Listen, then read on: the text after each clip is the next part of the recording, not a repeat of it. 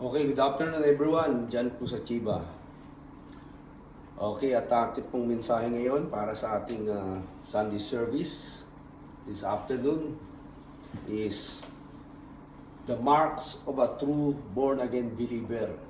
Ano ba yung mga palatandaan ng isang totoong mananampalataya ng Diyos kay Kristo Jesus? Born again, ibig sabihin, pinanganak na muli sa Espiritu, tumanggap kay Jesus bilang Panginoon niya at tagapagligtas. Ano ba yung mga palatandaan na makikita sa kanila na sila ngayon talagay ligtas at nasa kamay ng Panginoong Diyos? Kasi marami pong nagtatanong, paano ba malalaman na isang totoong born again Christian, yung taong ligtas at papunta sa heaven?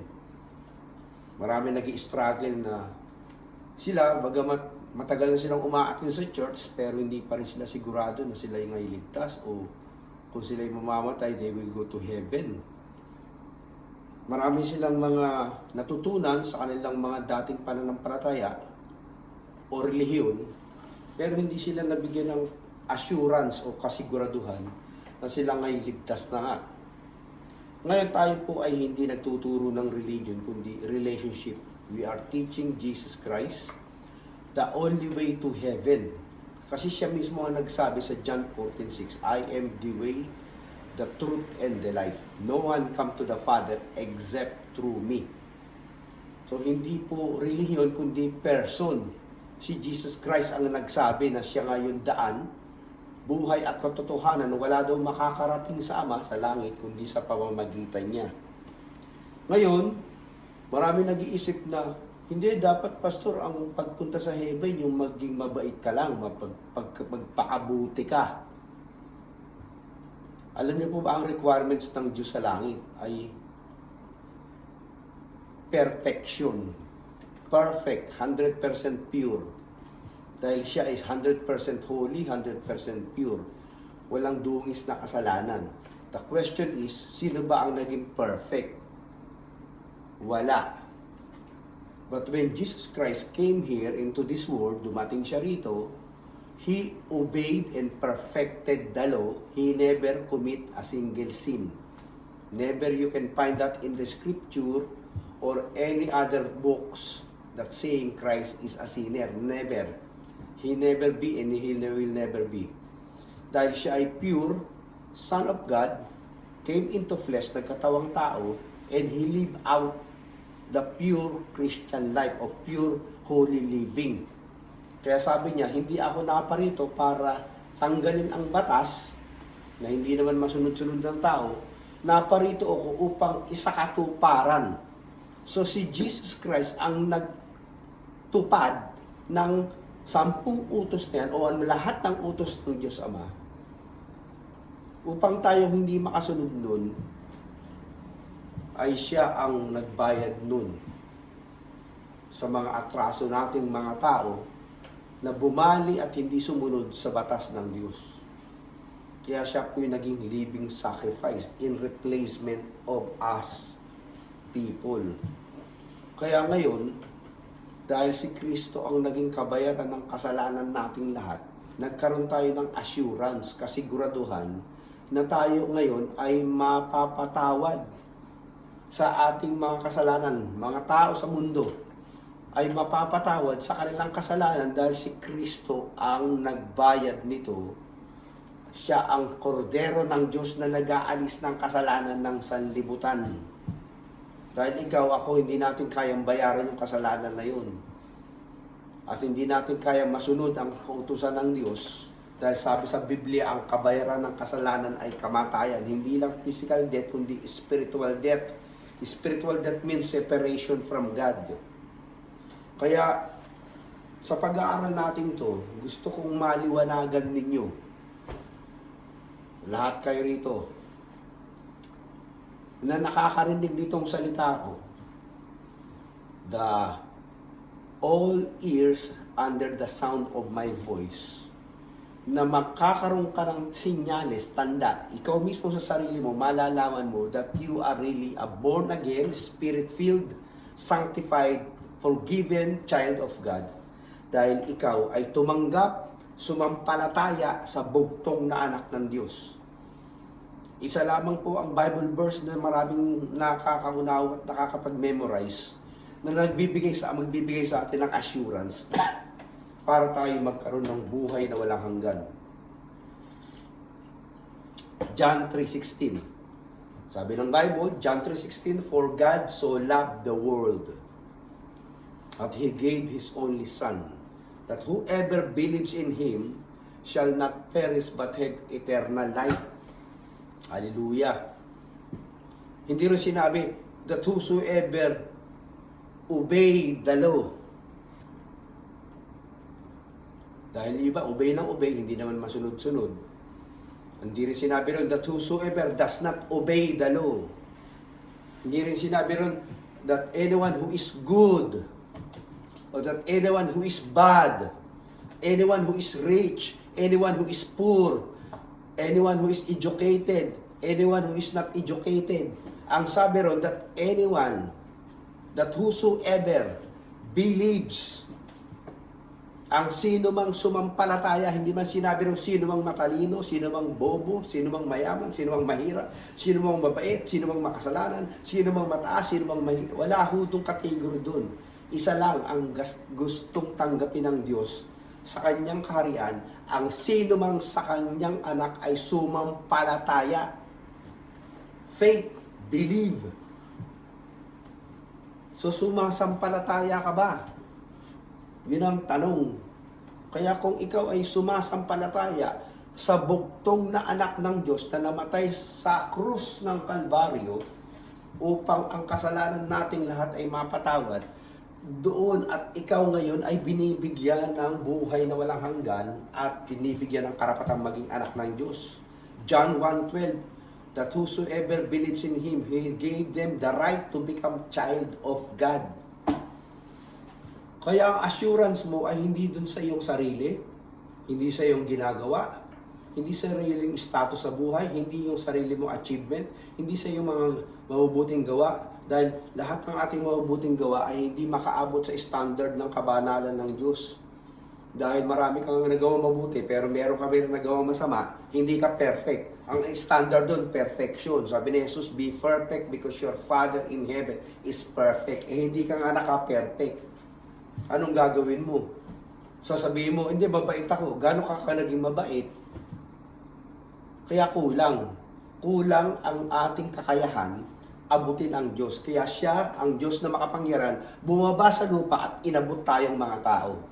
Kaya sabi ng kasabihan, the Son of God became the Son of Man, so that we, the Son of Man, will become the Son of God. Ang Diyos anak ay nagkatawang tao upang tayo mga anak ng tao ay maging anak ng Diyos. Kaya kung ikaw ay tumanggap kay Jesus bilang Panginoon at tagapagligtas sa pamamagitan ng pananampalataya, hindi ng sarili mong gawa o sarili mong effort, hindi nakabase yan sa kabaitan mo o kasamaan mo. Talino mo, kawalan mo ng alam, yaman at kahirapan mo, wala dun sa standard na yon ang hinahanap ng Ama para sa kanya'y maligtas niya, kundi doon sa sumasampalataya. To have faith. So ano po ang mga palatandaan, signs and marks that we are truly a born-again believer, followers of Jesus Christ? Ito po ang sinabi niya. Pakinggan niyo mabuti. John chapter 10 verse 25. The Jews, yung mga Hudyo, yung mga Israel, noong panahon niya, siya ay dumating sa bansa nila. He was born in Bethlehem, raised in Nazareth. He is a pure-blooded Israel, Jesus Christ. Ang tawag dun sa mga Israel na naniniwala sa kanilang reliyon ay Judaism, ang kanilang reliyon. They believe the Torah, the law of Moses. They should obey it and abide on it. Otherwise, pag hindi sila sumunod doon, hindi sila kakalugdan ng Diyos. Kaya nung dumating si Jesus, ina-transition niya ang tao from the law of Moses to faith in Him.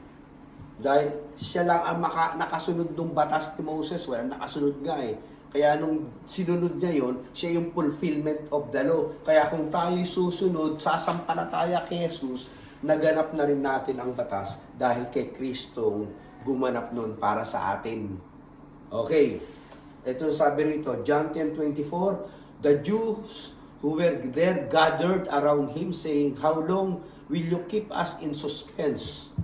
If you are the Messiah, tell us plainly. Hanggang kailan nyo kami isususpense? Jesus, sabi ni mga Hudyo sa kanya. Kung ikaw talaga yung tagapagligtas, Messiah means Savior, Messiah, sabihin mo na ng diretsahan. Kasi kailangan naming maligtas, gusto naming maligtas. Gusto namin malaman kung paano maliligtas. Dahil wala kaming kasiguraduhan eh. Yung batas ni Moses, hindi namin masunod-sunod eh. Alam namin kaming lahat ay hindi katanggap-tanggap sa Ama. Kaya diretsuhin mo na kami, sabi ni Jesus Christ. Ay sabi ng mga Hudyo. Ay itong sagot ni Jesus Christ, John 10:25. Jesus answered, I did tell you. Sinabi ko na sa inyo eh. But you do not believe. Hindi kayo kasi sumasampalataya. Hindi nyo pinaniniwalaan eh. Nakita nyo? Sinabi na ni Lord pala sa kanya eh. Sa kanila eh. Paano sinabi ni Jesus Christ sa kanila? The works I do in my Father's name testify about me. Liwanag naman pala eh. Nagmimilagro si Jesus, nagbihimala, bumubuhay ng patay, nagpamalakad sa tubig, nagmumultiply ng tinapay, and all these kinds of miracle na nakikita nitong mga Hudyo na siya'y nagpapatunay na siya'y galing sa Ama. Mismo si Nicodemus nung lumapit sa kanya nung gabi, sabi niya, ikaw yung gurong galing sa itaas eh. Wala makakagawa nitong pinagagawa mo kung maliban ng Diyos sa kanya eh. Kaya yung kanyang sinasabi ay yung patotoo na siya ngay galing sa Ama at siya nga ang anak ng Diyos na nagkatawang tao at siyang tagapagligtas natin lahat sa pamamagitan ng kanyang mga kababalaghan ipinakita sa harapan nila. Pero sabi ni Jesus, hindi pa rin kayo naniniwala. Sabi niya, the works I do in my Father's name testify about me. But you do not believe, verse 26, because you are not my sheep. Kaya kung ikaw ay naniniwala ngayon, nakaupo ka dyan, ayan, makikinig ka ngayon. Naniniwala ka ba kay Jesus Christ? Na ikaw ay may buhay na walang hanggan ngayon? Whatever happen, even though you die, you shall live. You will live eternally in heaven with Him because you believe in the Son of God. Hindi doon sa trabaho mo, ginagawa mo ha. Hindi doon nakadepend ang pagtanggap natin sa langit at pupunta natin doon. Nakadepende yan sa pananampalataya mo sa bugtong na anak na namatay para sa iyo. Kasi kung ang basehan ay iyong magandang ginagawa ngayon, gaano kaganda yung ginagawa mo, gaano kabait ka ngayon, hindi ka ba nagkasala? Kaya kung yan ang magiging basehan, yung ating trabaho, yung ating good works, lahat tayo ay walang karapatang makarating sa langit at walang makakarating doon. Bakit? Wala kasing hindi nagkasala dahil lahat ay nagkasala at hindi makaabot sa palatuntunan ng kabanalan ng Diyos. For all have sinned and fall short of God's holy standard. O sige nga, may maliligtas ba? Hindi naman sinabi din that whosoever join religion, whosoever join a sect, whosoever join or follow a religious leader, hindi sinabi doon that whosoever believes in Him shall not perish but have eternal life. Kaya itong mga Hudyo kausap ni Jesus Christ, ayaw tumanggap sa Kanya kasi hindi nga daw hindi daw sila tupa ni Jesus. You do not believe because you are not my sheep. Hindi aksidente, nandito ka ngayon, nanonood ka at nakikinig ka. Pasalamat ka, tinawag ka ng Lord. You are one of the chosen elect. Ikaw ay pinili. Tinawag ka ni Lord. Hindi yan kaya katabi mo o nag-invite sa'yo dito ngayon, kundi yan si Lord Jesus Christ. The Holy Spirit invited you to come and listen to the message of the good news of salvation. John 10:27, basahin natin. Jesus said, my sheep listen to my voice. I know them and they follow me. O kaya ka nandito ngayon, sumunod ka. Napakinggan mo at napapakinggan mo ngayon. Hindi ko kasi yung nakakarinig na narinig lang eh. Iba kasi yung nakarinig at sumunod. Dahil nung narinig nila, naintindihan nila at tinanggap na yung nagsasalita, kaya sila sumusunod dun sa nagsasalita. Jesus Christ was speaking here and is speaking to you even right now. Ano sabi niya? My sheep listen to my voice. Anong kasunod nun? I know them and they follow me. Kaya po yung mga Hudyo, nung panahon niya, na nireject siya at nireject siya, hindi sumasampalataya. Hindi naman pala tupa ni Lord yun. Ikaw ngayon, nandito ka ngayon. Pasalamat ka, kapatid. Bilyon tao sa mundo. You are now listening to the voice of God.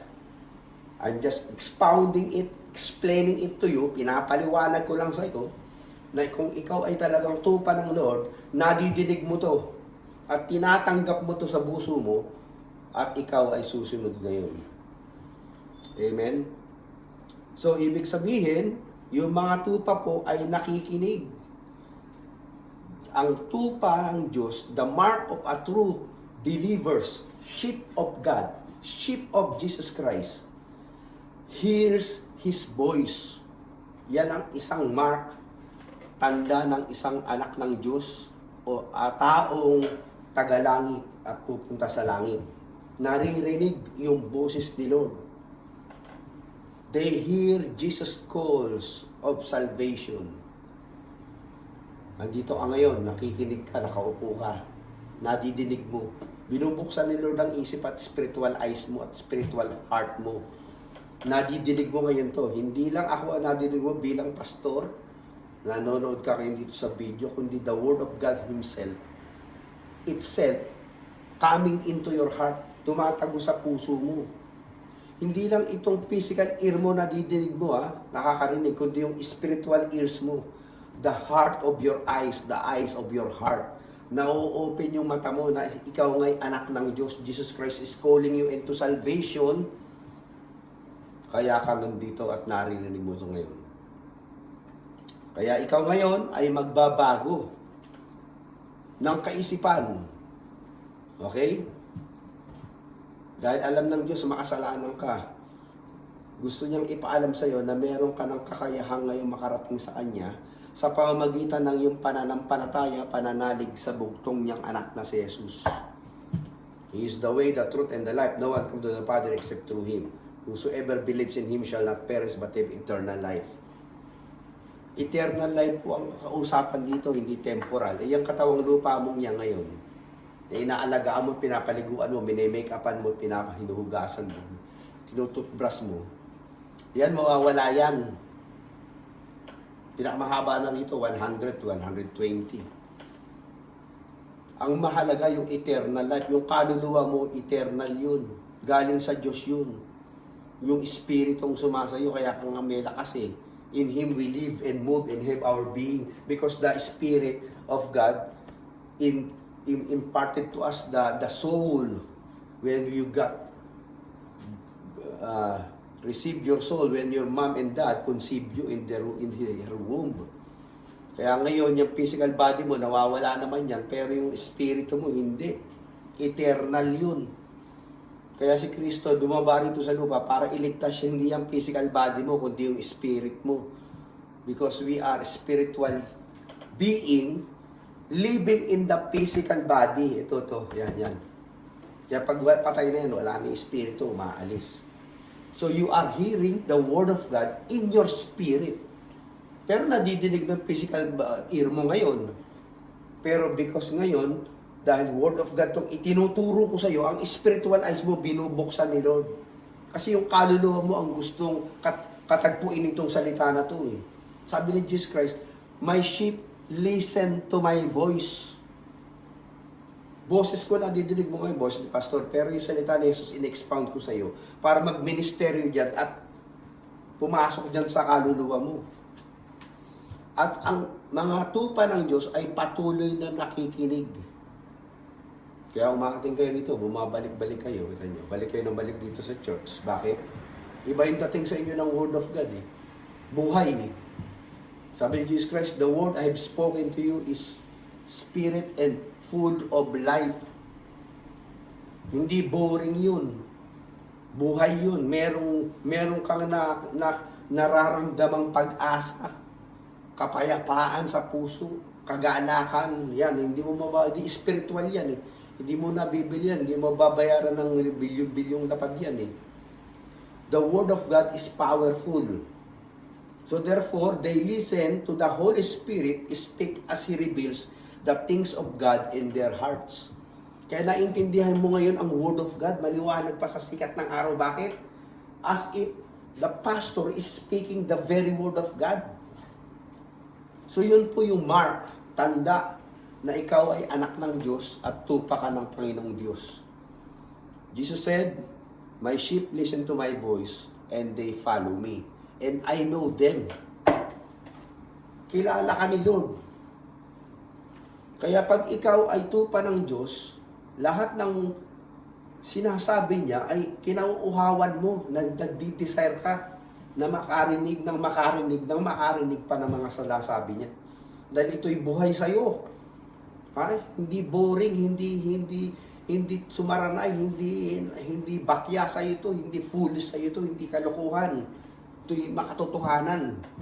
Dahil ang binuksan ng Lord sa iyo ay spiritual eyes mo, hindi lang spiritual ears mo, pati hindi lang physical ears mo, pati spiritual ears mo.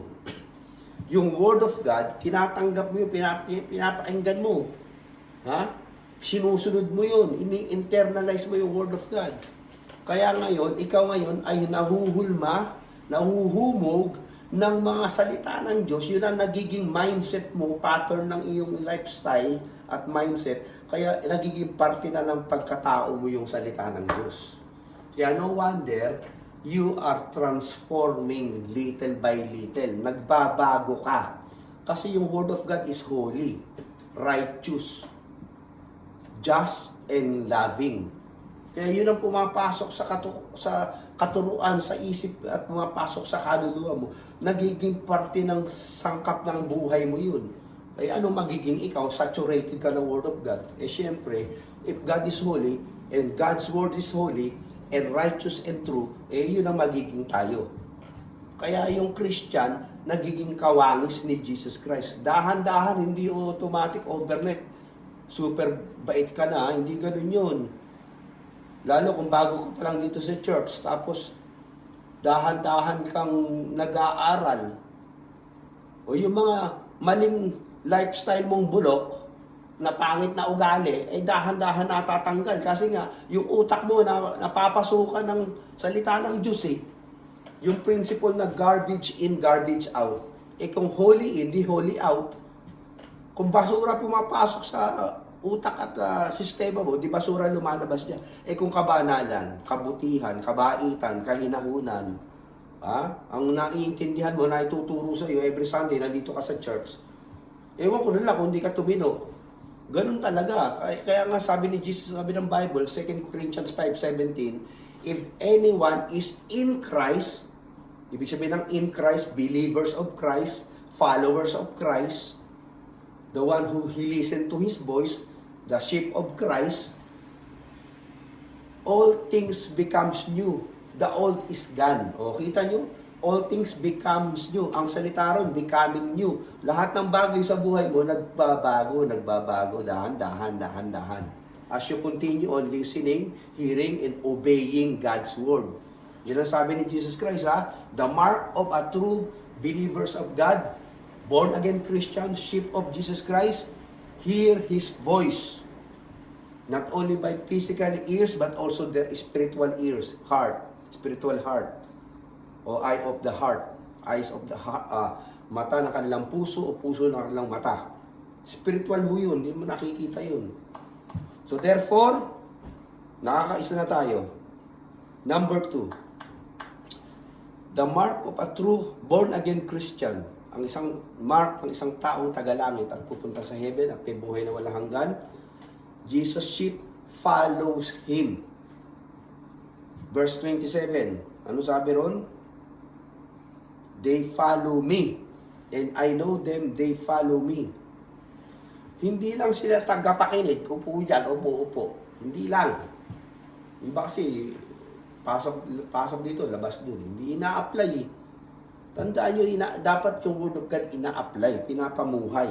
They put the Word into practice by living it. They obey the commandments of the Lord. Kasi nga, yun ang laging naipapasok sa isip mo, yun ang lagi natatanggap mo, naiintindihan mo, at napapaliwanag sa'yo ng maayos. Kaya dahil naintindihan mo ng maayos, nadali mong masunod. Kasi mahirap sunod nang di mo naintindihan eh, kahit doon sa kasya ninyo, sa company ninyo, may nag-utos sa inyo. Kasi yung pagkakapaliwanag, hindi maliwanag. Pagkakautos, hindi maliwanag. Ang hirap sumunod, di ba? Kasi sigurado magkakamali ka eh. Kaya the Word of God is explained to you clearly and simply and plainly.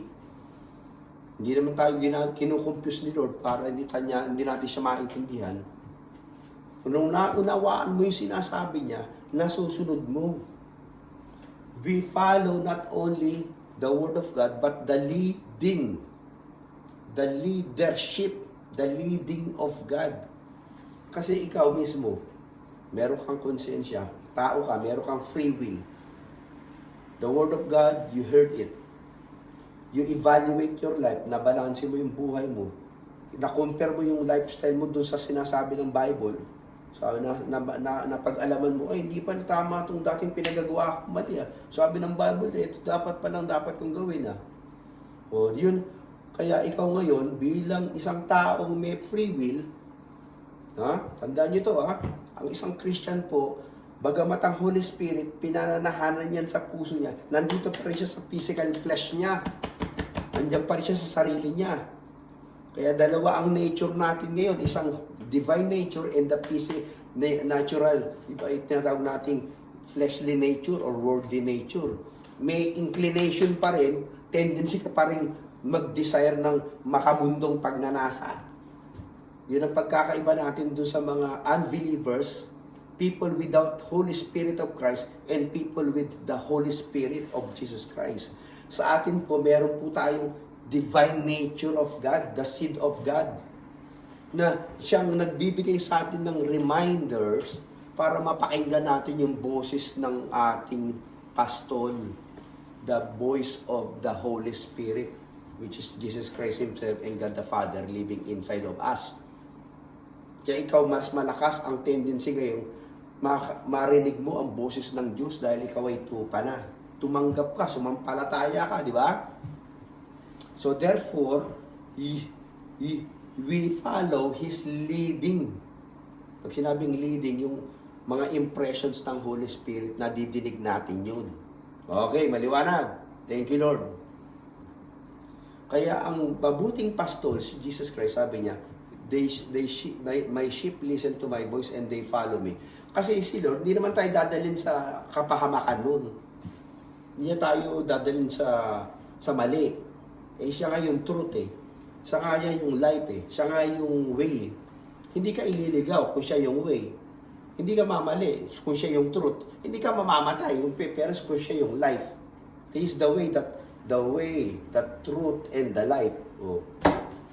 Kaya kung marinig mo yung boses niya, susunod ka, masagana at masayang buhay at buhay na walang hanggan ang matutunghayan natin. Dito sa lupa pa lang, pagpapala na dahil dadalhin niya tayo sa path of righteousness for His name's sake, Psalms 23 sabi dun. Kaya tayo po ay ginagabayan niya. Hindi lang po sa magagandang pagpapala ng buhay, kundi sa gabay ng katwiran. Kasi nga siya yung righteous God. Kaya He lead us in the path of righteousness for His name's sake. O, sa kapakanan ng pangalan niya. Kasi nga Christian ka eh. Pag sinabing Christian, Christ in one. Si Kristo sumasa kanya. Christian ka, dala mo pangalan niya. Kaya ginagabayan ka niya sa tamang landas ng buhay. Para nga, pag tinitingnan ka ng mga tao, Christian yan, di ba? Oo. Yung lifestyle mo, iba sa kanila. Kaya yung mga taong nandun sa dilim at pagulong buhay, nabibighani sa lifestyle mo, ang ganda, maayos, matino. Kaya nagkakaroon sila ng pagkakataong sumunod din sa iyo at madala mo sila rito sa church. Kasi nga, exemplary yung buhay mo, model ka ng maganda at maayos at pinagpalang buhay. Okay? So, isa pa, ang trabaho ng pastol, yung shepherd, because we are the sheep, is to feed us. At tayo ay maisama sa fellowship of among the sheep. Kaya yun po ang advantage natin. If we hear God's voice and follow Him, kaya yung mga tupa na hindi sumusunod, napapariwara sila, napupunta sa malalayong lugar, nahihiwalay doon sa pulutong, sa fellowship, nakakain sila ng mga wild animals. Kaya po yung shepherd, meron siyang shepherd staff ganyan. May hook sa dulo. Kaya yung mga sheep na mga lumalayo, hukunin yun sa leeg. At hahatakin papunta doon sa pulutong ng mga kapwa tupa niya. Siyempre, nakikipag-away yung tupa, hahatakin ng shepherd yun. Ang sakit nun. Same thing with us Christian. Pagka lumalayo ka sa Lord, gumagawa si Lord ng paraan para i-hook ka doon sa leeg mo para ibalik ka dito sa church at sa tamang landas ng buhay. Kung wala kang ipaglaban doon, kaya nasasaktan yung iba. Ang tawag doon is disciplining. God's disciplining His children. Mababasa niya sa Hebrew chapter 12. Okay?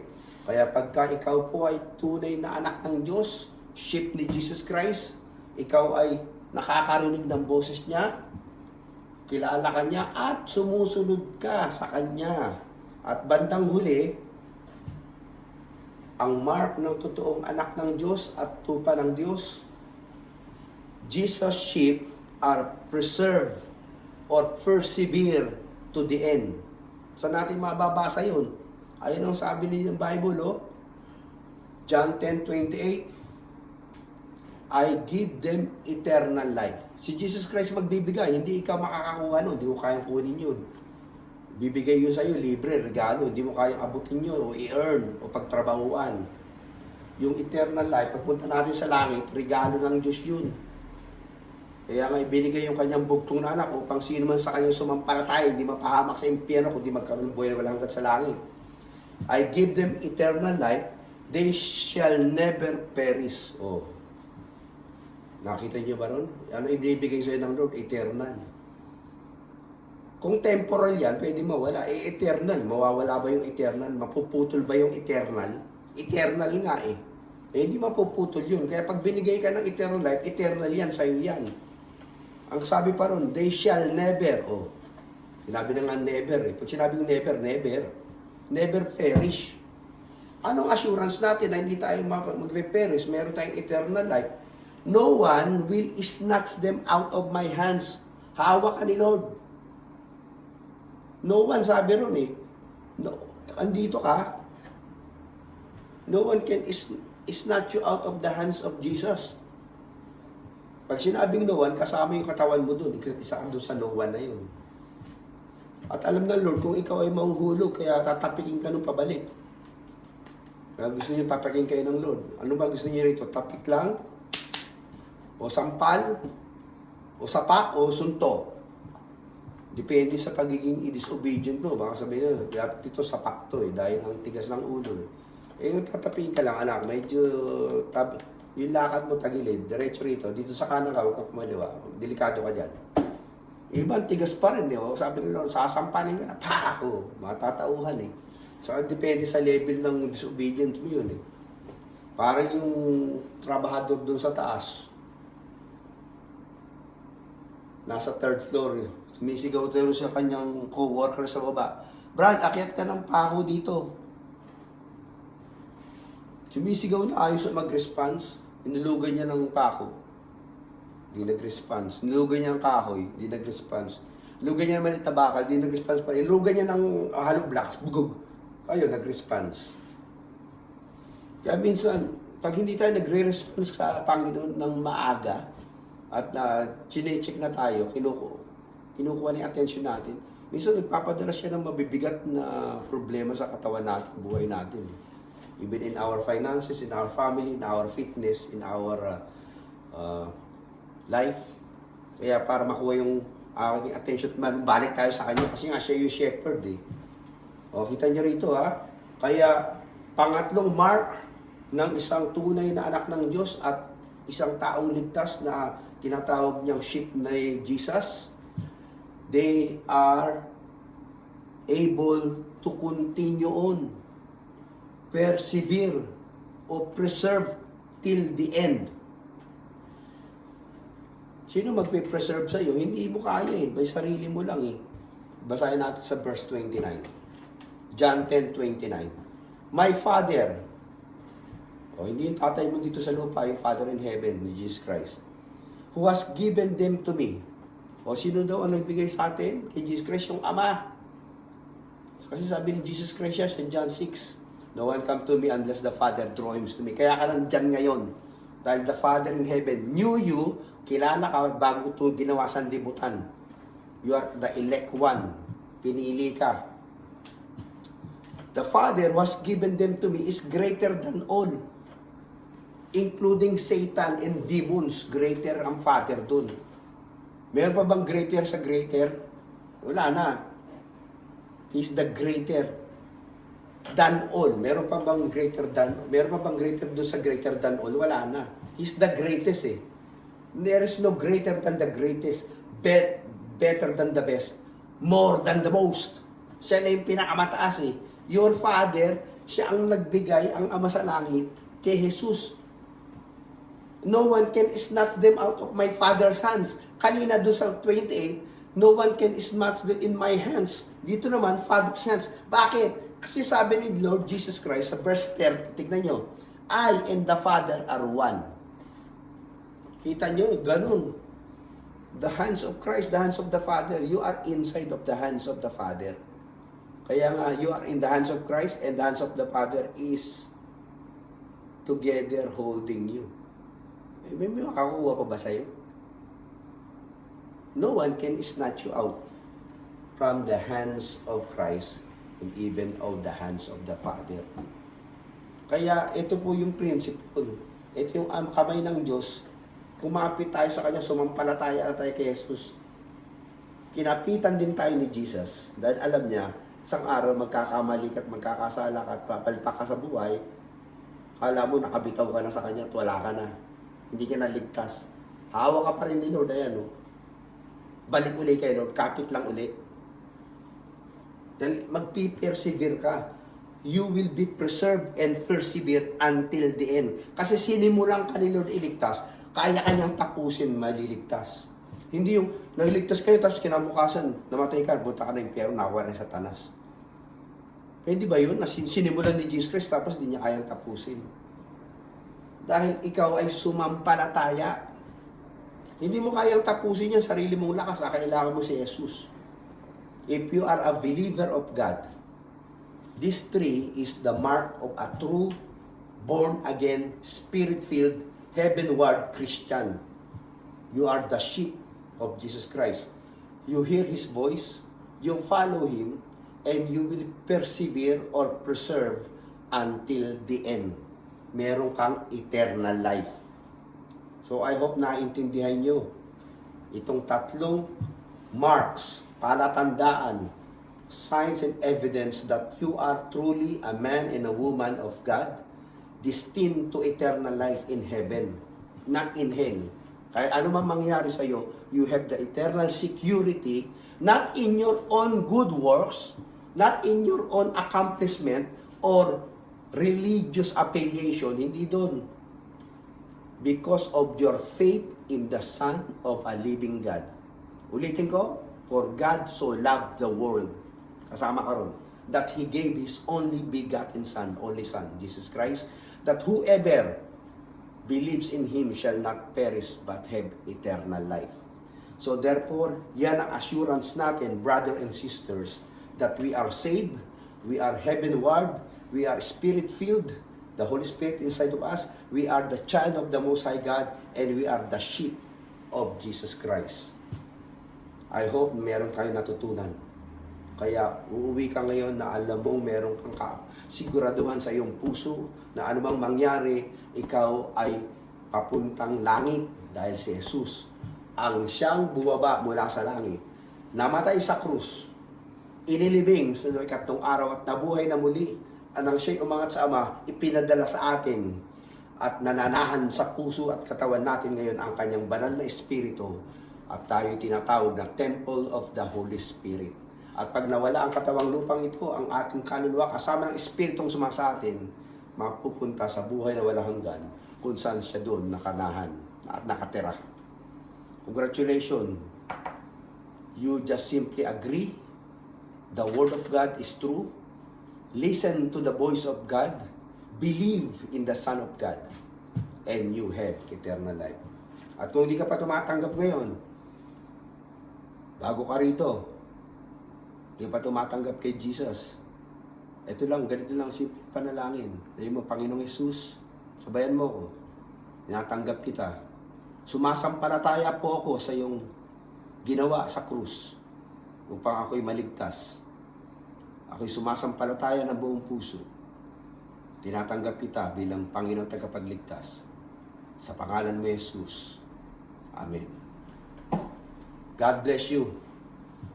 Jesus hears your prayer and you are now a child of God. Kung talagang totoo kang nananampalataya sa Kanya, na siya ang bugtong na anak na namatay para sa iyo. Dahil ikaw ay mahal ng Diyos, binibigyan ka niya ng buhay na walang hanggan. Always remember, Jesus loves you. Magandang hapon sa inyong lahat. Keep up the good work. Happy New Year at magpatuloy tayo sa bagong taong ito with assurance in your heart. God bless you and see you next time.